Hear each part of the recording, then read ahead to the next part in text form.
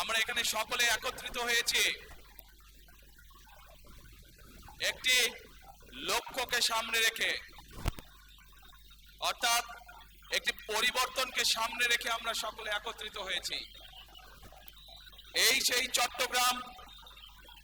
সেই চট্টগ্রামের পূর্ণভূমি, যেখান থেকে শহীদ রাষ্ট্রপতি জিয়াউর রহমান 1971 সালের স্বাধীনতার ঘোষণা দিয়েছিলেন।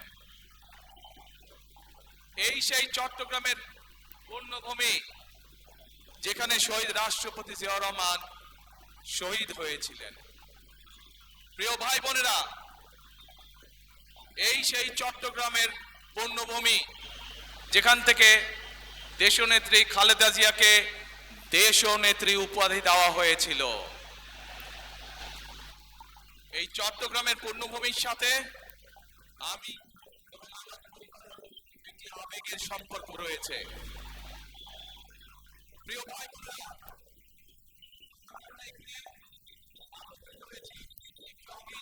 একটি পরিবর্তনকে সামনে রেখে 1971 সালে দেশ স্বাধীন হয়েছিল। সেই স্বাধীনতাকে রক্ষা করেছে 2024 সালে ছাত্র জনতার আন্দোলন। ছাত্র জনতা সেটি আন্দোলন করেছিল, কারণ আমরা গত 16 বছর ধরে দেশের মানুষের রাজনৈতিক এবং অর্থনৈতিক অধিকারকে, বাক স্বাধীনতাকে, ব্যক্তি স্বাধীনতাকে কেড়ে নেওয়া হয়েছিল। দেশের মানুষ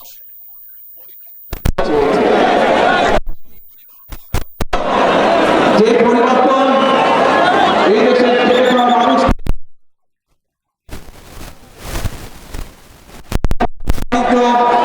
নিরাপদে চাকরি, নিরাপদে রাস্তায় হাঁটার অধিকার দিবে।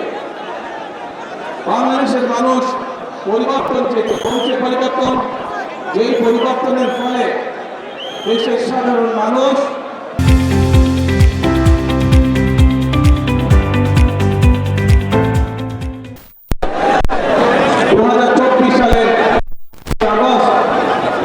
বাংলাদেশের মানুষ পরিস্থিতির পরিবর্তন হলে বাংলাদেশে এই পরিবর্তনগুলো চায়। এখন প্রিয় ভাই বোনেরা, আমাকেই নির্বাচনী জনসভায় দাঁড়িয়ে একটি রাজনৈতিক দল হিসাবে আমরা আমাদের প্রতিদ্বন্দ্বী দল যারাই হোক না কেন, আমরা তাদের সম্পর্কে আপনাদেরকে হয়তো অনেক কথা বলতে পারি, তাদের হয়তো অনেক দোষ তুলে ধরতে পারি, কিন্তু তাতে কি জনগণের কোনো উপকার হবে? কি ভাই, আমরা যদি সমালোচনা করার স্বার্থে যদি সমালোচনা করে দেশের সাধারণ মানুষের কি তাতে কোনো উপকার হবে? উপকার হবে না। আমরা যদি শুধু সমালোচনা করার অর্থে যদি সমালোচনাই করি, দেশের মানুষের পেট ভরবে? পেট ভরবে না। কেউ ভাই বোনেরা, বিএনপি একমাত্র রাজনৈতিক দল যারা যতবার সরকারে ছিল এই দেশের মানুষের ভাগ্যের পরিবর্তনের জন্য কাজ করেছে তারা, এবং সেই জন্যই আমি 17 বছর পর যেদিন দেশের মাটিতে পা রেখেছিলাম, সেদিন আমি সমগ্র বাংলাদেশের মানুষের কাছে একটি কথা বলেছিলাম যে we have a plan, অর্থাৎ আমাদের একটি পরিকল্পনা আছে দেশের মানুষকে ঘিরে, দেশকে ঘিরে। বাংলাদেশের এই মুহূর্তে জনসংখ্যার অর্ধেক জনসংখ্যা হচ্ছে তরুণ বা যুবক সমাজের সদস্য। এই কোটি কোটি তরুণ যুবক সমাজের সদস্য তারা চায় কর্ম, তারা চায় কাজ, তারা চায় কর্মসংস্থান। এই যে চট্টগ্রাম, এই চট্টগ্রাম বাংলাদেশের ব্যবসা বাণিজ্যের প্রাণকেন্দ্র। সেই চট্টগ্রামের মানুষ, সারা বাংলাদেশের মানুষ চায় একটি নিরাপদ পরিবেশ। এই নিরাপদ পরিবেশে তারা ব্যবসা বাণিজ্য করতে পারবে, বাণিজ্যিক সুবিধা তারা চায়।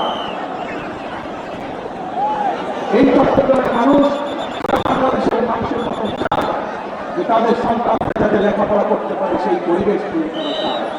এবং সেই জন্যই আমরা বলেছি আপনাদের রায় 12 তারিখে ইনশাআল্লাহ আমরা আমাদের প্রাইমারি শিক্ষা ব্যবস্থা সহ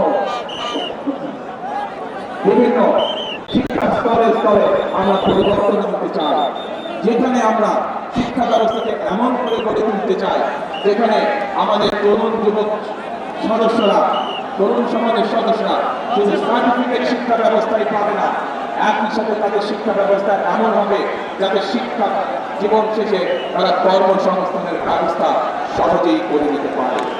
এবং সেই জন্যই আমরা বলেছি যে আমরা হয়তো আপনাদেরকে বলতে পারি অমুক জায়গায় এত বেডের হসপিটাল করবো, তমুক জায়গায় এত বেডের হসপিটাল করবো, কিন্তু আমরা তা বলতে চাই না আপনাদেরকে।